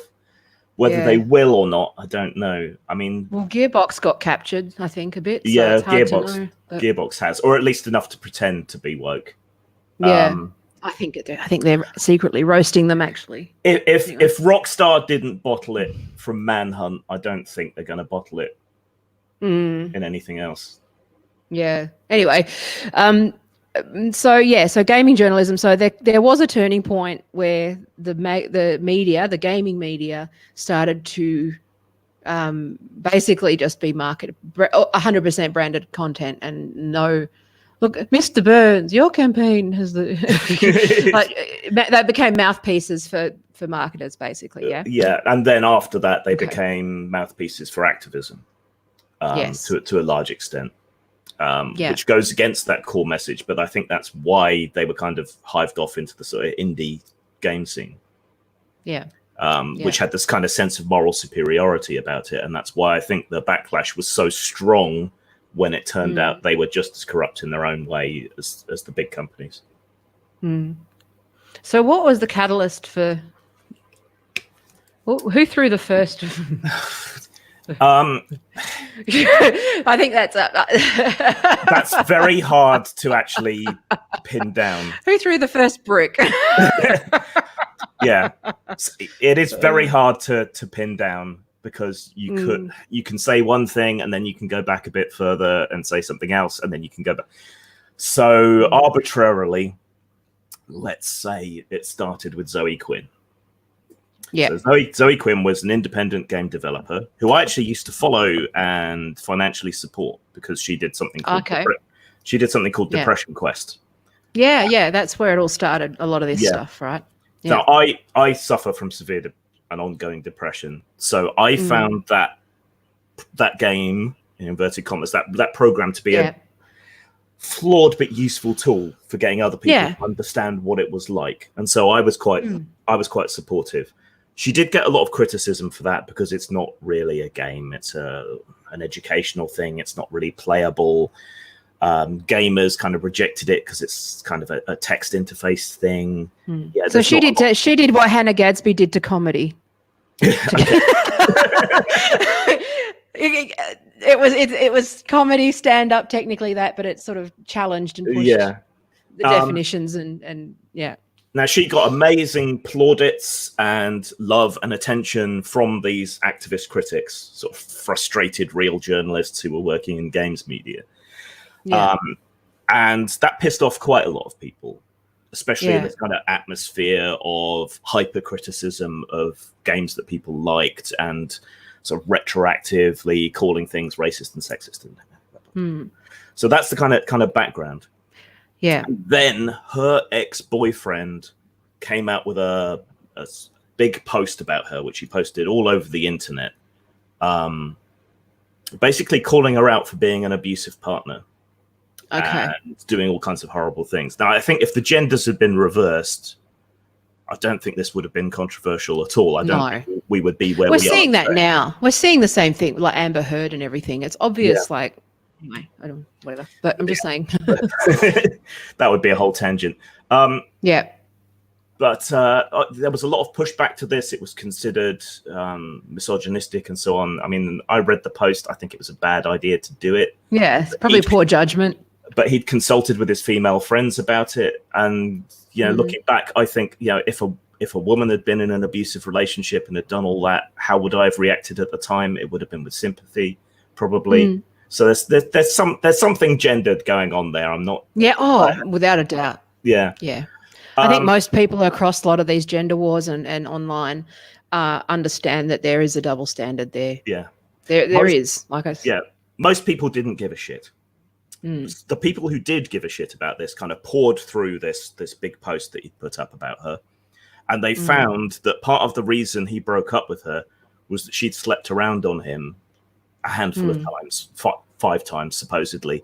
And that some of the named people that she'd slept with were involved in games media and were amongst the people who had said really good things about her game and dropped her name. They didn't review her. They didn't give her positive review scores, but they gave her a lot of coverage. So that set a lot of people off because these people had been holding themselves up as being morally superior, you know, not accepting money, all the rest of it. And it turned out that it was at least implied that, you know, sex was being traded for coverage, implicitly, if not explicitly. That set a lot of people off. And that went on the internet. And some people, so maybe this is linked to, sorry to interrupt, but, you know, a lot of people didn't read The Room. Like, it was kind of a very similar idea. You know, that thing where it's like, well, you wanted my opinion. I maybe should not have given you my actual opinion at the time because all these tensions were brewing. So it was more that, is that true? That it was just more of a collision? Yeah, I mean, this whole thing had been brewing for a while. I don't particularly want to bring Anita Sarkeesian into it, but her series of critiques on games fed into it. So it's quite a febrile atmosphere. And then suddenly it turns out that this indie developer who hadn't done anything particularly technical or amazing, but who'd been heralded from the parapet by the games media, turned out to have feet of clay. And so people began really sort of picking over the relationships between game journalists and developers. And they found things like a games journalist and a games developer were housemates, and that the game developer had gotten really good reviews from their housemate, or that they were backing them on Patreon or sort of PayPal subscriptions or whatever. So there was this huge web of interpersonal relationships because, you know, they all live in San Francisco, living out of each other's pockets, and none of them had disclosed the fact that they were having sex with the person whose game they reviewed, or they financially supported the person whose game they'd reviewed, or just hadn't disclosed. So you guys thought that they were exposing corruption effectively? Yeah, and they were. I mean, it does go against journalistic ethics. You're supposed to at least declare that you've got an interest when you're reporting on someone, and ideally you're supposed to recuse yourself. But I don't think these people necessarily saw themselves as journalists because it's just games, or they saw themselves as activists. It's not real life. It's just the internet. Turn it off. But as we touched on earlier, the game industry makes more than Hollywood now. Yeah, right. That's a huge, colossal amount of money. And if a film reviewer was sleeping with a director without disclosing, and gave a film a 5-star review that didn't deserve it, there would be hell to pay, right? Yeah. So yeah. So on terms of principle, how is this any different? Yeah. Yeah. Now, so unfortunately, the first sort of few people that got outed for this happened to be women or gay or other minorities, and so it became really easy to kind of deflect and say that, oh, this is just a gang of gamer bros attacking me because I'm a woman, because I'm gay, because I'm trans, because I'm black. Yeah, ignoring the actual problem. That's the list. Yeah. Yeah. And that was then compounded because it plays into an existing narrative about the tech industry or just sort of generally in business. It's that same baggage, like with the LGBT community. I know where feminists, like anytime you even remotely dance around sort of pedophilia or any of that kind of stuff, there's a lot of baggage with that, with pointing out that concern. Even if you've got a valid concern about these issues, there's there's sort of guilt, there's collective guilt around that stuff, right? Yeah. And so when you say these things, there's baggage attached. It's not just the thing that you say; it's everything else attached to it, right? Yeah, but there's a line of that sort of anarchic. Identity doesn't matter that runs from 4chan through a lot of gaming culture, and so so this was right for 4chan. Well, it was inevitable. A lot of trolls jumped on board, but the thing is that the people that were criticizing were doing so in an identity-free context. So it didn't matter that Zoe Quinn was a woman or any other kind of minority you care to mention. They did something wrong. They were going to be held to account in exactly the same way that community would hold anybody else to account. Yeah. But meanwhile, the games media community had moved to a more sort of Tumblr identitarian movement, and the mainstream media was largely following that lead. Yeah. So gamers were attacking people for corruption. It was being spun as they were being attacked for their identity. And then that was then being picked up by the mainstream media. Yeah. And that then fed that symbiosis that you keep talking about. Yeah. Which is that attack and defend just dynamic, and the actual message got lost. Yeah. And it also lot of this stuff. It also made the gaming community really vulnerable to the far right. Yeah. I don't think the criticism is entirely valid. I mean, people like to say, Gamergate's responsible for Trump and Brexit. And Trump is a troll. Trump is I think there's a president that country deserves. They just don't realize it. But I'm just saying, like it's But we could diagnose that for years. But I mean, we did surveys in Gamergate right from the beginning because we were almost immediately accused of being far right. And here's me, a left anarchist, going, "Yeah, what, mate?"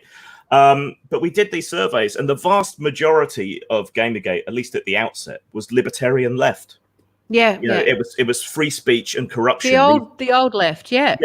These were the concerns, but because the games media would not report truthfully on what people's concerns were, and because the mainstream media wouldn't report accurately on what people's concerns were, there were a couple of exceptions. HuffPost did a couple of live segments and things, but for the most part, these are my concerns. We don't believe you. You just hate women. No, listen, these are our concerns. No, you just can't stand minorities in gaming. That's what it is. No, listen to us, right? There's all this corruption going on. No, not listening. But because of that allowed something like Breitbart to inveigle themselves, and they didn't even have to lie. They didn't even have to put a right-wing spin on anything. They just had to report Gamergate as Gamergate saw itself, the truth, and they suddenly got a bunch of people paying attention to their site, reading their other articles. Looking back, I can say there was a shift to the right. I was uncomfortable with it. I called out the sort of worship of Milo Yiannopoulos from the start. It was horrible, it was wrong, but Gamergate was in no way an alt-right movement or even a right-wing movement. It was a libertarian movement. I think it was just one of those things where, if you're going to call me this, then I'm just going to go and, same things happen where you get radfems being called Nazis. We're somehow involved with the alt-right, because the only publications that will publish any kind of truth now happen to be over there right? And it's like when faced with that, trying to get but the second that you do that, you then get accused of being on the right. And it's like this weird zugzwang where you just can't, you can't win. I mean, people like to mock you. They say, oh, are you a Nazi now just because you were called a Nazi? That's not how it works. It's more insidious than that, right? You call someone like me a Nazi who isn't a Nazi, and I start to call into question all of these other people that you've called Nazis, who may actually include some Nazis, and you cut me off from communication with people on the left. Suddenly, the people around me are more right-wing, and I'm exposed to more right-wing points of view. Yeah, it's only natural that people will drift slightly. Well, they're finding a new tribe. Yeah, and they're being, and especially the love bombs that the love bombing that they get when they do show up, right? And I'm seeing this. I keep saying the answer is not the idiots on the right, mate. The answer to the idiots there is not the idiots there. Don't. They will love bomb you for 3 months and turn on you. You seriously. Yeah. Well, I mean, speaking of Milo Yiannopoulos, I mean, look what happened to him. He was the darling of the right up until he kind of admitted that he'd been sexually abused, actually, and he said it hadn't actually hurt him that much, and sort of intimated that at some Hollywood parties and things there were some young boys or whatever, and then the entire right turned on him on a sixpence, and that was over for him. It's hard to feel sorry for him, but it just shows how quickly things can turn and how fickle these groups are. And that's why you just need to make sure that you know who you are and you know what your values are. You really reflect on your politics, and don't make your politics about which party you're going to. It has to be about your values and really, looking at there's no way I'd be joining the right because my politics is I'm a social democrat, right? That's libertarian Marxist at in an ideal world, but pragmatic, right? But there's no way how I describe myself. Ideologically, I'm an anarchist, but I don't think it's possible in the world. So I'm a pragmatic socialist. So. Yeah, exactly. And it's just fuck me. But it's really interesting because with Gamergate, I think because I read already, there's a book called Kill All Normies. Right? Is that? Yeah, I read that. I did. And I found that was oddly sympathetic. It was fairly even-handed. Yeah, it was trying to be, but there were some fundamental things it didn't understand. I did a long form critique of it, over several videos on my channel. That's the kind of book I've been trying to write for a long time. So I read it, and it seemed to be okay, but maybe brought a little bit too much into the 4chan, like we were talking about earlier, where they kind of the extreme of. Again, I'm not saying being on the receiving end of that shit is fucking horrible. Yeah, right. No matter who you are, right. Regardless of the intent. Hypocrisy really bothers me, and I know it shouldn't, because you can only be a hypocrite if you're trying to do the right thing and you fail, right? But it really sticks in my craw. And watching this unfold, and all of these people on one side of the argument getting all this sympathy and money and attention for being trolled and getting death threats and so on. And meanwhile, here's me driven to the point of suicide by harassment from their side. Getting death threats, getting razor blades sent to my home address, all kinds of horrible shit like that. Nobody cares. Except the people in Gamergate. So of course I'm going to give them some leeway, and I'm gonna of course, want to defend them because they were the only ones who looked after me. Yeah, and anybody who's been on the receiving end of, I've been on the receiving end of mobs in varying capacities over the years, right? In varying forms. I always got that kind of face, that kind of if you've got an opinion on the internet, chances are you're going to fall afoul of the fucking trolls at some point. But it's at least with 4chan, you know what it is. You know it. You know what they're doing. Yeah. And it's open, and regardless of how horrific it is, maybe it's just me. I can always go, oh, they're just trying to get it. Again, don't feed the trolls, whatever, right? But the thing that woke me up with this sort of, woke trolling stuff is that they pretend to be the good guys, right? Mm. And they use the media, they use PR, they use Twitter, Facebook, all of the power that they've sort of gotten to do the bullying for them, right? Yeah, so like with the feminists and targets. stuff, right? Yeah, exactly. And I've said this, like the second that you give them an inch, that's it. Yeah. If you apologize for one song, they're going to go through your whole back catalogue and find every other song that's a problem. Yeah. And if they don't find that, they will try and something that you fucked up. They'll Me Too you if you don't buy into all of it. That's the problem, right? So it's just and when it's people who you thought were your tribe, it's world shattering. I don't think people appreciate quite how bad that is. I mean, I think they first tried to cancel me in like 2010 or so. Maybe a little bit after that. I wrote an article that was anti-censorship, but which had a provocative title, and nobody read past the title. And the title was "In Defense of Rape," which obviously sounds awful, but the idea was it's how you get attention. Yeah, but the idea was to hook people into the article, which was actually about how you shouldn't censor, how fiction should be free to tackle dark and nasty subjects, how we wouldn't have The Handmaid's Tale if we couldn't write about these things. Because that's essentially about institutionalized rape in a dystopian future, and it's an acclaimed. I can see where you went wrong. I can see where you went wrong. Hindsight is 2020. Yeah, but fortunately, cancel culture wasn't quite as strong there. That's right. But I was completely blindsided. We got to practice. Go. Yeah, I was completely blindsided by it, and it just kind of swept the world out from under my feet because the gaming community, especially the tabletop gaming community, had always been very anti-censorship.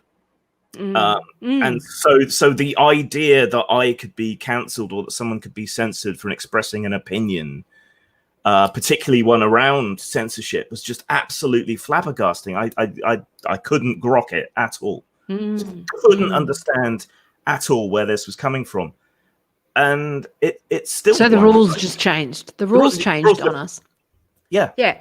And the same thing with Gamergate, right? Here was an industry and a community that a handful of years before had united against censorship coming from the right. And now the companies were falling in line and the media was hyping the demand for censorship on ideological grounds. But not even that, but going full on attack on their base. Yeah. It was actually turning on you. So it's not it's one thing. Capitalism's going to capitalism. You get that part. Yeah.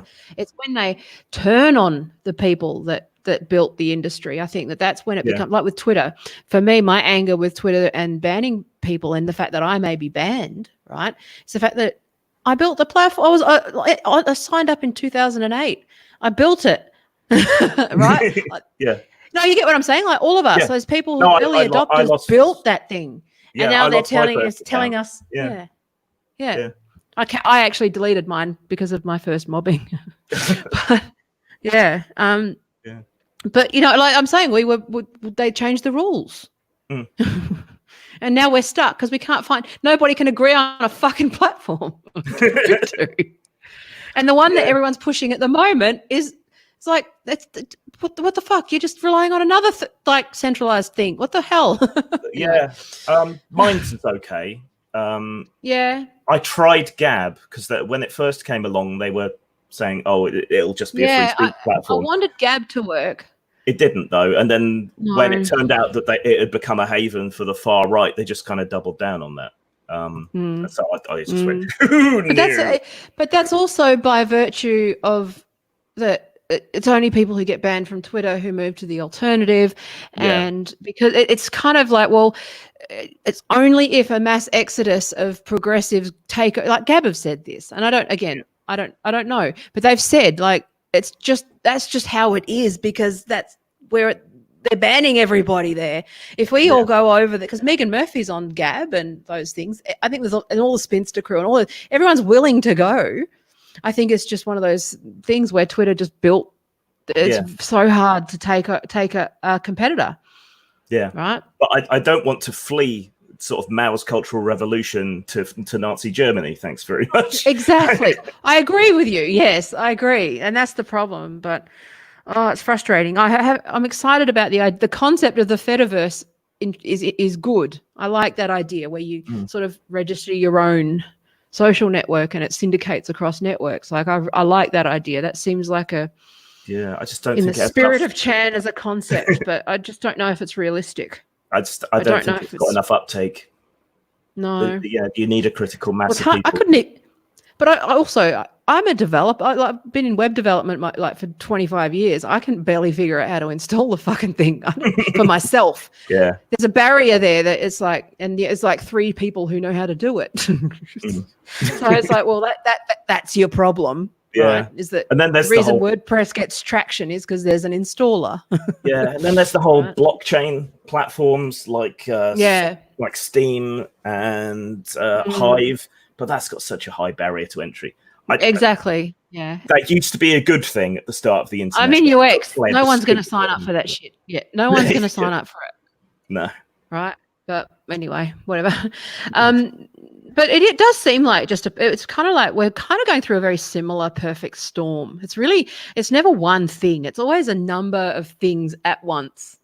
Everyone stuck at home on their computers, on the internet, Twitter censoring everybody, everyone building resentment, all these tribal wars, all of the memory, the genetic memory of all of these fucking previous tribal wars between all of these things. Because I can't even mention. I basically made a joke about. I mentioned 9/11 and Gamergate in the same tweet, merely to highlight what we were talking about, which is I said there's been key events that have led to these conflicts. Yeah. Oh, it was actually to Graham, because I was trying to educate him to go look further into the history of this.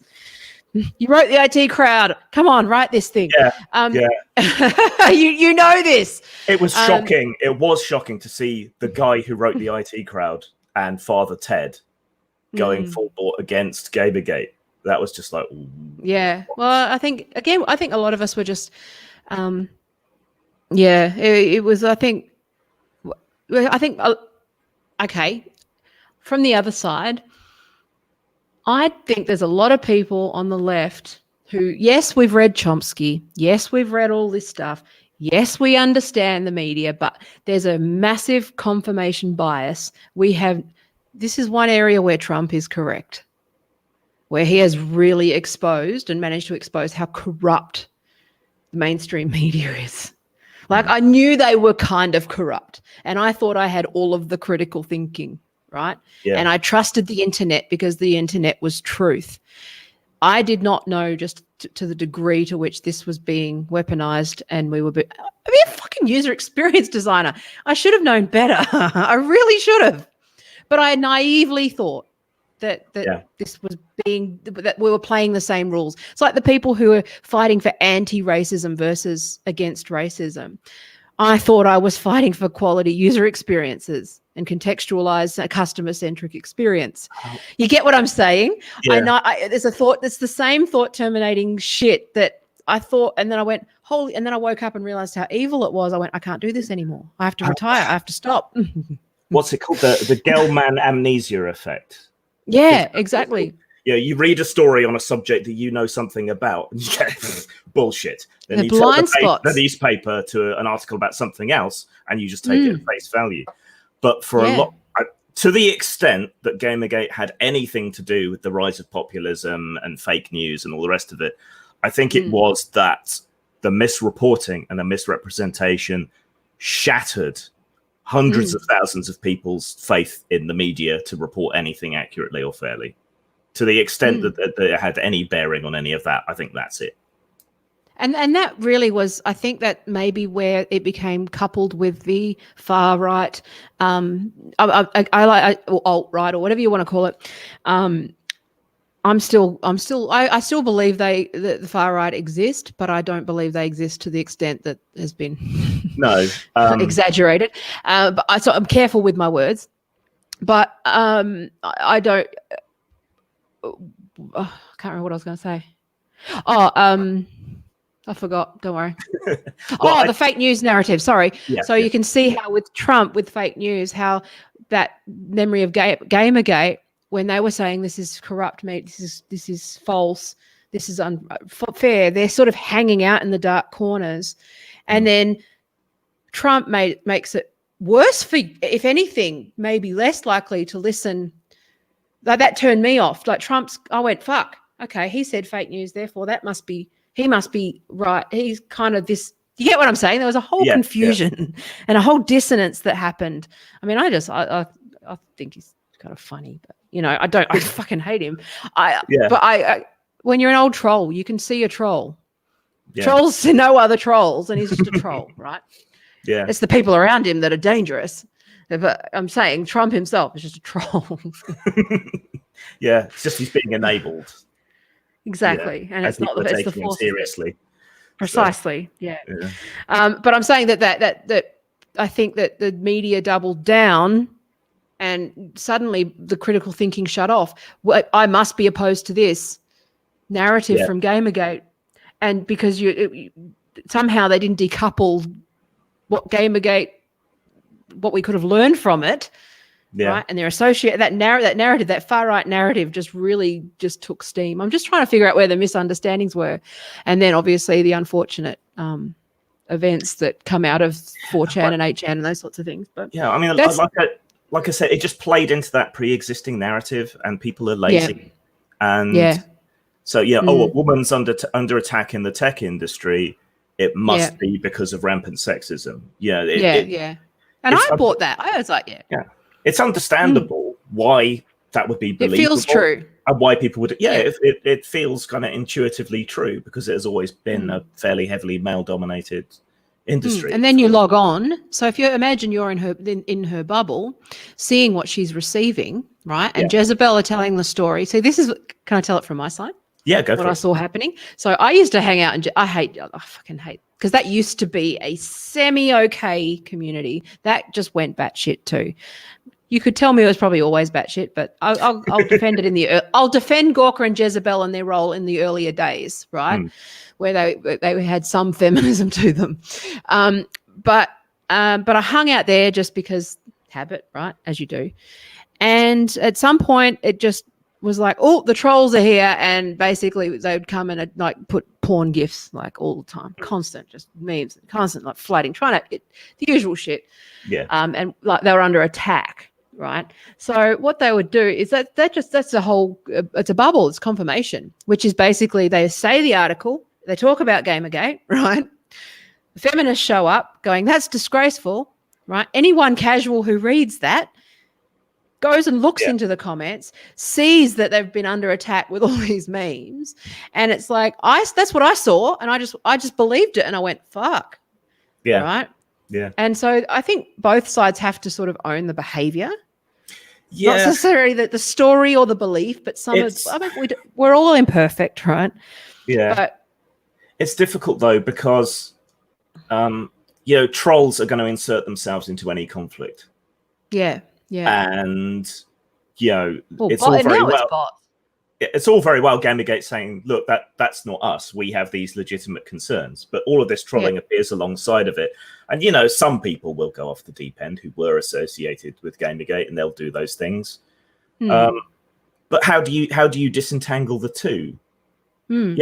It can be simultaneously true that someone is being abusive and hateful, and that the rest of us have a point. These two things can be true at the same time. Well, that's where I think, but being charitable helps, right? And and putting a human behind it, like you and me, just having a chat and going, okay, what did you mean by that? Yeah. But I've always just assumed that. So we tried to police it, right? So we had that just makes it worse for a certain segment though, because then they're in the naughty corner, right? Yeah, but there's always going to be. Yeah, there's always going to be that couple that just want to be shitheads, right? But there was, for example, there was a South American sort of scandal blogger who was constantly trolling Anita Sarkeesian, as much as she had anything to do with it. And it's Gamergate people who tracked him down and figured out who he was and alerted the authorities and told her who it was. None of that counted for anything. No. We had a bunch of people who would insert themselves where someone was being trolling or abusive and tell them off, and try and get them to stop.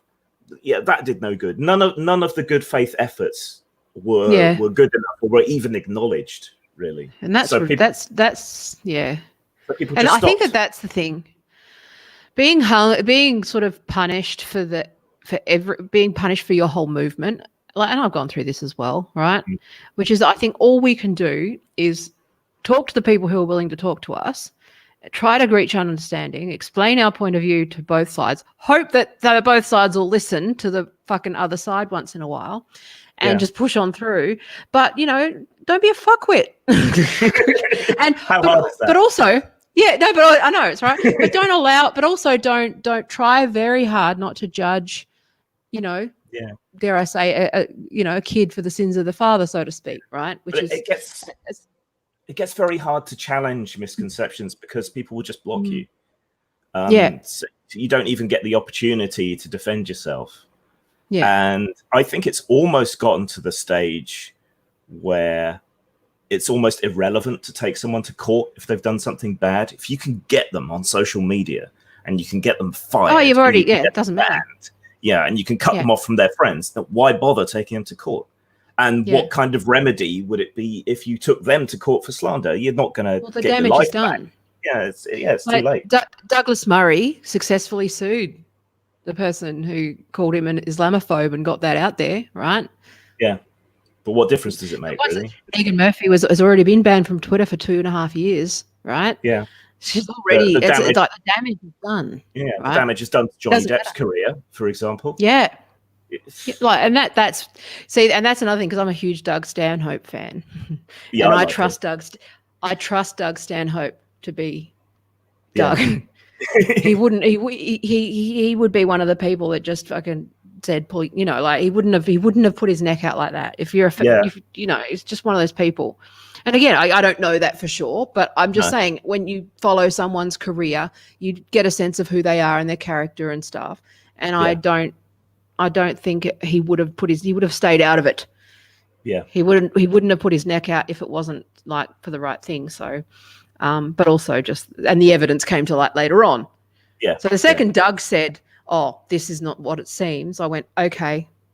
But the trouble with incidents like that is it makes it so much harder for genuine victims. Absolutely. So much harder.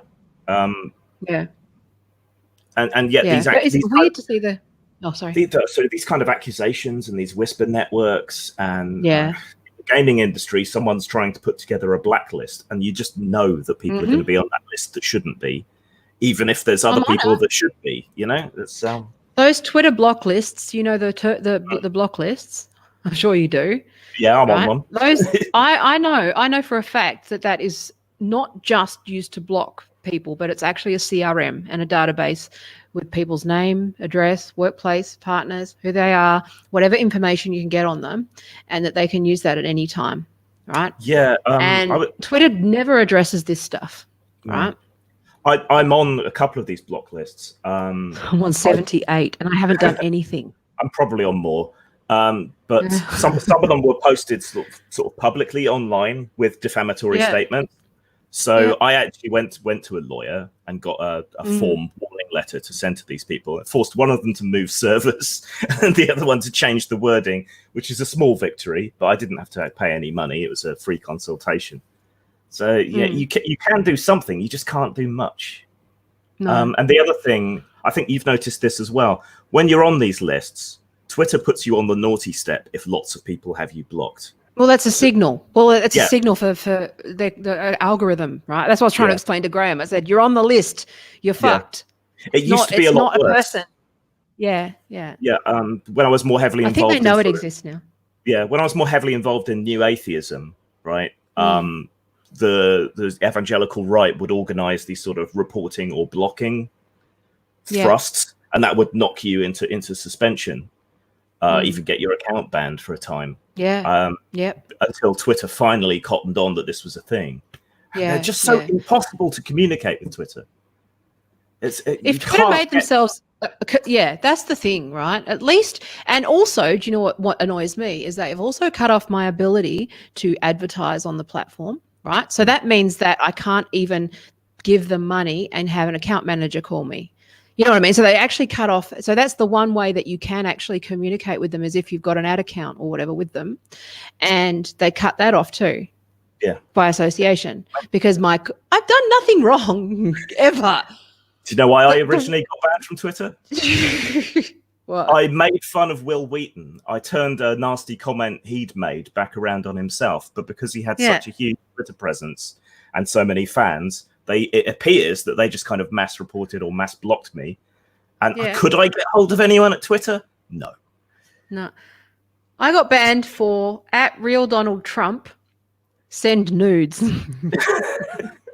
Well, yeah, that is horrific. I got a 12-hour suspension. It was worth it. It was funny as hell. I got a 12-hour suspension. I was like, that's worth it. But it just goes to show, right? Because I know how much of an impact these block lists have, because I know what the signals are, right? Yeah. Same thing. The other time I got a suspension was replying to Graham. He wasn't following me back at the time. So all these signals, right? All the Radfem, all the other people on all the block lists follow me, and I follow them back. So that's a signal. Then replied to Graham. He'd posted about Evergreen College. He'd posted a video about Evergreen College. And then I replied @Glenna, toxic account @Glenna. My husband's joke when he saw the Evergreen thing was, I hope that fucking canoe sinks, which I think is still a great joke. And I got a 12-hour suspension for that as well. But you can see all the signals that would have led up to that, right? Yeah. When you start to know. But I don't do anything. Like I don't reply to people. Because I'm not an asshole. I don't do anything. Like I just say my opinion, and I will amplify some things that I think need to be seen to persuade others to sort of see things differently. Sometimes I'm a bit more outrageous than I'd like. Sometimes, when I see something particularly horrible like that, the Karen video that was. That fucking set me off. I mostly just post bad puns and and you just now. So but natural language processing sucks. It can't tell if you're joking or not, right? It's so stupid. Anyway, but I haven't done anything wrong. Is there anything else you particularly wanted to ask me about? I'm going to have to go soon. I can always come back and if you want me, but no, I'm glad that you did. So the parallels, and do you know what I think? What was interesting for me was also I tweeted. I actually ended up deleting it because I was like, it's just not worth it. But I actually said, look, in retrospect, I'm going to say that maybe Me Too was a mistake, and I was like, hear me out. Which is that does. What? Huh? And then nobody hears you out. But my point was that I'm not saying that the issue was a mistake or that it wasn't a valid one, but what it did was it was a breeding ground for encouraging this behavior where you know what I mean? Like this cancelled. It's like this was a mistake. This is off the rails. They've gone batshit. They've lost their minds. Now the crimes have shifted. The bar's moved, and this isn't. No, you can agree with the outcome. The ends don't justify the means here, and it's the same thing with Gamergate. And I'm sure that you're seeing the difference in the way that Me Too was handled versus Gamergate. All of these things, right? It's just we're in mob rule. Yeah, right. I think that's what I hate the most about this whole thing, particularly Me Too. I used to consider myself a feminist because equality for everybody, regardless. As much as biology will allow. He's got a beard, ladies. Watch out. He's got the woke beard. Too long. Go calling yourself a male feminist. Yeah. It's not red enough. I did say. I don't know why that they're always redheads. I don't know why. Redheaded stepchildren. You know how it is. And baristas. Yeah. She's not going to fuck you, dude. What I hate about this whole thing is it has made me so cynical and suspicious. Yeah. So that my instinct is no longer, oh my God, that's terrible. How can I help? What can I do to make this better? It's is this true? What do you stand to gain from that? Yeah, I don't like being that. What are they angry about today? I think the banality of this. I think the fact that this has been normalized. I think I said this a week ago or so, where this used to be a once in, like Justine Sacco one-off for a while. And then suddenly it was like once a year, then it was once a month, and then it was once a week. And now it's like you can't. There's probably been 4 cancellations since we've been talking. Yeah. Yeah, somewhat like lives destroyed, right? So someone attempting to. Yeah, my experience in 2010 or so, it may have been 2012. Oh yeah, I wrote that article. Nobody read it. They just read the title. Yeah, I was being somewhat highbrow and pretentious. I had a picture of Leda and the Swan, the Zeus in the form of a swan raping the woman. There was a censorship kerfuffle around that at the time, where an art gallery was forced to cover it up or something. But I tried to approach it in a free speech. Have all the colors of paint in your palette. And they tried to cancel me on the basis of that. So I was working freelance in the gaming industry more at the time than self-publishing. They went to everybody who'd employed me. They pressured them to drop me. They did all these petitions. I mean, and really not that much changed. In fact, it probably did me some good at the time in terms of widening my audience and so on. Yeah. Fast forward, you abused them or something, and that's it. Your life is over. Nobody cares. It's the nature of the allegations, though, that are just worse. Like with Mikey Harlow, and Blair White and stuff. Like they're literally doctoring images, like that claim he's like a pedophile and stuff. These are really bad things. Oh, they accused me of being a sexual abuser. Absolutely not true, and it turned out they'd gotten me mixed up with somebody else. Yeah. But imagine if they'd said that today without the retraction, without bothering to check into it. Yeah, but most people don't even read the retractions. No. The whole model's broken, which is that they got the outrage clicks and people won't read the correction afterwards. So they're just incentivized to just write shit because they can just publish a retraction and not have to, it's just like, fuck me. So I think perversely, in a way, I was lucky that they came after me back then rather than... Well, yeah, I've had the same thing. Yeah. I had a fucking fire drill like a few times, thankfully, so that if it does happen in a major way, which I'm sure it will, but I've got elephant skin at this point. Like I just go, fuck it, whatever, fuck off, and just focus on my true fans. But if it turns to a point where, like, I don't know, no one's untouchable, right? Yeah. Right. If they go after your wife or your kids or whatever, they did. The proto wokies went after my wife. The feminists. Yeah. They all did. about female rights until it suits them, right? And then it's fucking pile-on. Yeah. Oh, it's tribal. Yeah, the trans activists will turn on any trans person that steps out of line. Yeah, I love that. Yeah, I know. And it's just like, I think we just got to have the adults just be reasonable and just keep pushing the conversation forward as best as we can, and ignore them. I've had missteps around the trans thing, but I've got a friend who's... But that's okay. It's... Yeah, it should be okay. It's a learning experience. But I've got a friend who's female to male, and I raised money to help them with their operations and their wheelchair because they're disabled as well. I'm on a podcast with a trans person, and I still get accused of being anti-trans. And I've employed people. There's no point. You get Cyrene, my friend that I talked to a couple of episodes ago. They crashed. They were on a she was on a podcast with 2 other trans people, got crashed and called a TERF bigot, and it's literally in the middle of a transition. Yeah, like it's not what it's not. That's the thing. It's not. It's the behavior that's the. There's nothing to do with belief or principles. No, it's about it's a mob. It's a cult. It's fucking, it's horrendous. It's fair game tactics. Anyway, but if we're going to end, I think end on a positive yes, we will. Note, we will. In that we should. These conversations are good. They're important. More of it. We need more of this. We do. People just talking shit out publicly and trying to get on. And I think. I know. And you didn't die, and I didn't die. No. No one ceased to exist that I can notice. But and we're not that scary. I'm a fucking mum of gamers. I'm your biggest fan, guys. I play Munchkin. I love Munchkin, and I play games. So I'm not that scary. And I'm just a fluffy old lefty hippie. So. Exactly. We're all old hippies. and like used to laugh. Can we go back to just laughing at the trots again, please? Thank you very much.